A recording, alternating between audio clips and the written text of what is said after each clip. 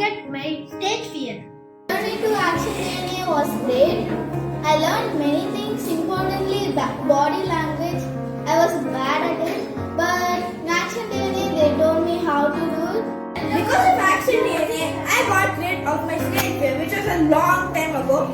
But I also got one more thing. Learning action DnA was great. I learned a lot of things. I had a stage fear, but I overcome it. I don't have any stage fear now.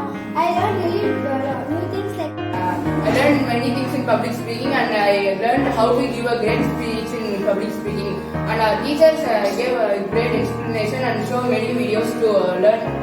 All the public speaking classes were very informative and enjoyable. I learned a lot of things like modal variation, pauses, how to use mic and speech. I'm going to share my experience of public speaking. In grand finale, I was not even just bit of nervous because I practiced well in class as usual in home. An adventure with the action DnA and these public speaking classes were really great. So I learned a lot with them. I learned how to have confidence when Even prior this, and my parents told me that you need to thank your action DnA team who helped you to do or to improve yourself. It really sends a lot of improvement in the way you speak English. So that is definitely good.